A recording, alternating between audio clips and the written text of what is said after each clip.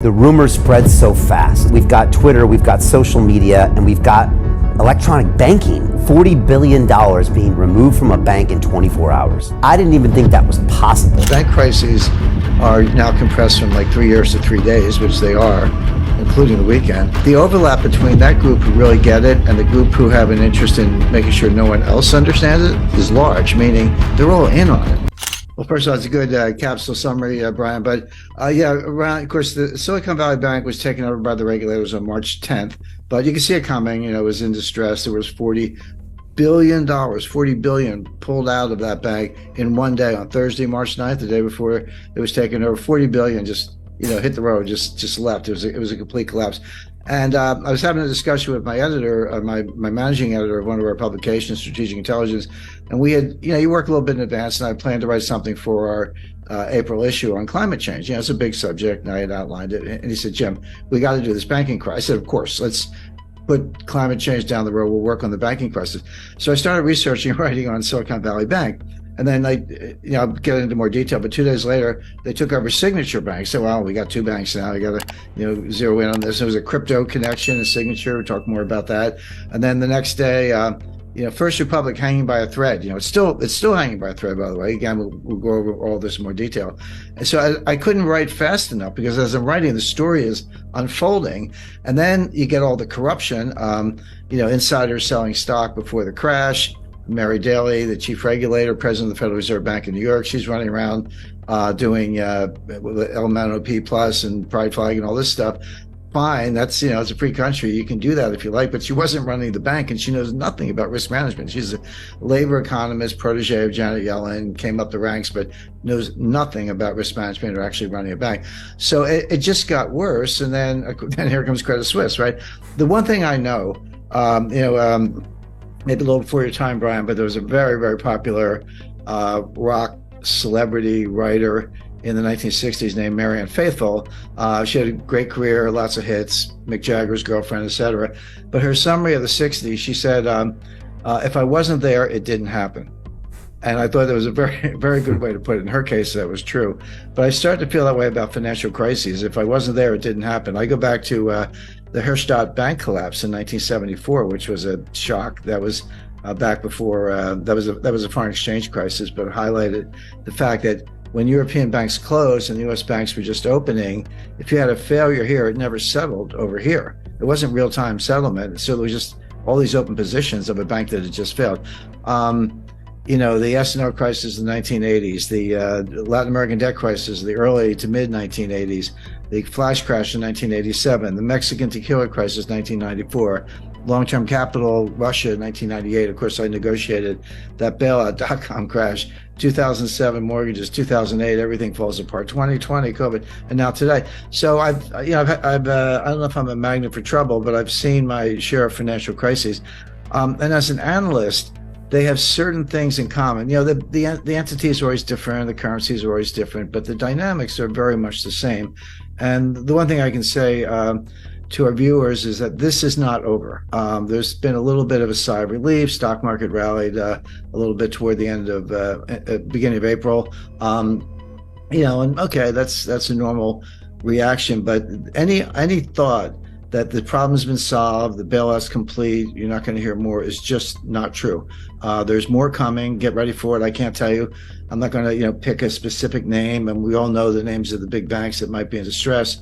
Is Deutsche Bank or Barclays or HSBC, Santander. I'm not picking on any of them.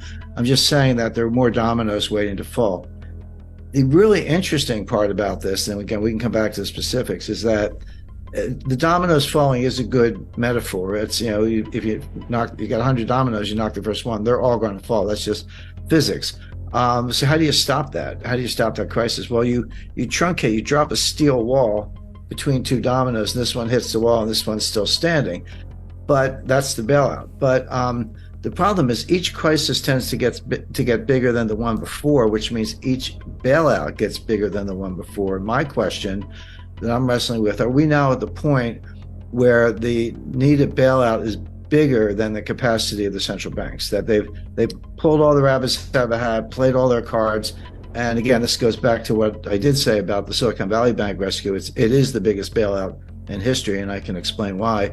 But if that's the case, and what else do they have? And then, so now we're dangerously close to the point where, as the crisis gets worse, it's no longer, oh, gee, let's wait for the Fed to bail it out, or let's wait for the ECB to bail it out. You get to the point, I think we're there, where you say, no, these guys actually can't stop it. And you lose confidence in the currency itself. It's the dollar, the crisis is the dollar itself, and the euro, goes along with that. And then that's the crisis. And there's no way to bail out a dollar crisis with dollars, because you're just pumping more of what people have lost confidence in. And then, then where do you go? And there are good answers to that. We've seen it, again, we've seen it all before, but you have to kind of take the timeline out to, 1,000 years, or, the 1350s with the failure of the Bardi and Peruzzi banks in Florence, to see how these things can really play out. So this is big. It's not over. The regulators will attempt more bailouts, but we're at the point where I think you can start to question the regulators themselves. Well, you make a very good point, Brian. So let's go back to either Brazil, Mexico, Argentina, the Latin American debt crisis, broadly defined in the early 1980s. That played out, the intense phase lasted about 3 years, 82, 83, 84. It wasn't until 1990 that we got around to Brady bonds, which were the ultimate refinancing technique. But the intense period lasted about 3 years. Come forward to 1998, long-term capital management. That was about 3 months. That was July, August, September 1998. SVB was 3 days or less. It was like Wednesday, Thursday, Friday, and done. And I talked to a guy. I know no reason to mention names, but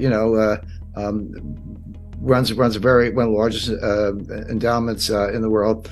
And he said, Jim, we were moving $8 billion out of Silicon Valley Bank, and we got the wire transfer request in, but we didn't know, because you have to close business Thursday. We didn't know until Sunday that the money was going to move. We got a confirmation on Monday. We did end up moving the money, but there was about a 48-hour period there from Friday to Sunday when no one knew that the wires had been completed. The recipients didn't have them. It was just in limbo, and it worked out. One of the big crypto promoters, they forget the name, the particular name of the bank, but they backed one of the stable coins, actually it's USDC, had $3 billion in Silicon Valley Bank. And they talked about, all these small entrepreneurs and startups, they got 100 employees and 5 million in working capital, and that money's gone and they're all going to fail. There was something to that, but the fact is, you had Roku, Cisco, eBay. I mean, there were huge companies with multi-billion-dollar deposits in that bank. It wasn't all a bunch of little guys. So, but yeah, you can. In the old days, you had to line up around the block, and maybe it was raining. You're standing there in the rain, waiting for your turn to get up to the tower. Now you can be in line at McDonald's, with your cell phone, and just a couple hits, QR code, and boom, $10 million is gone. And what Peter Thiel did, and he was right. I mean, I'm not criticizing him. He got his own money up, but he sent out like an SOS to Silicon Valley. He said, all of you, whoever you are, get your money out now. And a lot of people did, and that was that $40 billion.